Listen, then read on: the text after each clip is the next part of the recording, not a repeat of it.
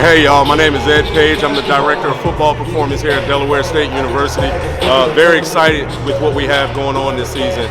We call it the New Jack era, right? So Coach Jackson is bringing a lot of energy, a lot of passion, and for me, he complements what we do in terms of strength and conditioning. So if you can look around, you can see we're doing a lot of what's called prehabilitation.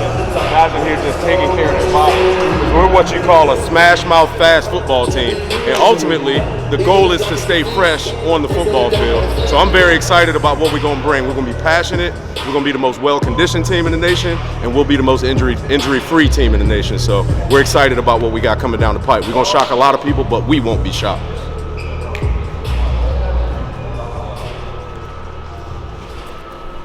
Coach, your outlook for the season. I know Dr. Tony Allen, he was talking about, a culture.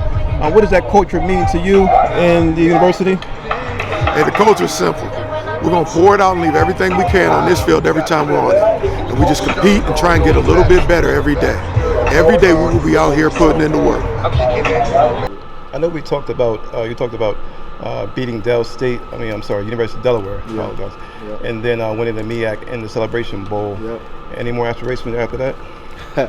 I mean, that sets the bar pretty high. I think, I don't know when the last time we beat Delaware, if we ever beat them before. So I know they beat up on us pretty much, and I know they're probably looking at that game on their schedule as a walkover. So for us, we're just going to use it for what it's for, and then we're going to come up and be ready to prepare. For battle. So. And definitely, I know you mentioned they beat up on you before, but this time, like you said, the culture is changing. Yeah. Can you reflect on that?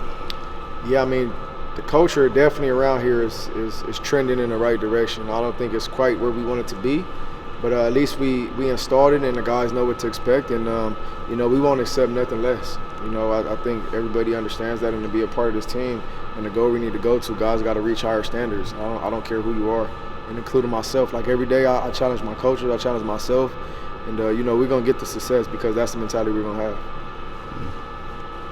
Still interested in playing Michael Vick in Philadelphia if you can? I don't know if I can release that information, but we're trying. We're trying any and everything we can to get that game at Lincoln Stadium, Financial Stadium. My head guy, who was when I was in Philly, was my security coach. Dom was here, man, and he's trying to work some things behind closed doors for us to get that game in there. So it's a possibility for sure. Have you and Michael been able to kind of share what it's like? You guys are both kind of going through the same thing as first-time coaches at this level. Have you guys been able to kind of bounce things off each other a little bit and, definitely. talk? I think the biggest thing about me and Michael Vick, man, we're real brothers. We have a brotherhood that's special, and I think through this process, man, we're obviously. We're faced with some obstacles that, being at a HBCU and, the resources. But, one thing I would say, we're putting all our resources together, man. We're trying to do any and everything we can to get guys to come on and kind of just back us, man, and support us. Because, it's tough being at HBCUs just because of the resources that we don't have. We're not like the Alabamas, the Georgias, and big-time schools with all that funding behind them. But, I think the more we come together, the more we're trying to do things to help impact young kids' lives, young men's lives. I think, that'll help more people get behind us. Mm-hmm. And touching on that, we covered HBCU sports. Is there a message you want to deliver to the whole HBCU community? Man, HBCU, man, it's back. I feel like the era of HBCUs are back right now, man. I think a lot of schools are doing some great things, man. Some guys that played the game are obviously getting these opportunities. We're able to be at these seats and be in those positions. So, I think we need each other, man. We got to lean on each other to get the success, man, because if we had a success, then that'll open up the doors for more, retired or ex-athletes, NFL players to be able to be in these positions. So, the biggest thing I can say is I lean on the coaches that I respect, at a high level, and I learned from them. And then what I do, I just implement things that I learned from them when I was young, when I was playing, and, I'm implementing to how I'm a head coach now. About the culture, setting the culture here, what does that entail a bit?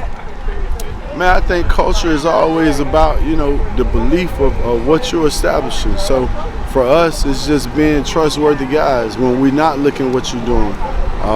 Making sure you're accountable, making sure you're respectful in all the places that you're supposed to be. So for us, it's just, hey, here's the standard, and we're going to get it done. And that's what it is. And what message you got for the whole HBCU community? Man, for all HBCU, discipline. That's the key, discipline.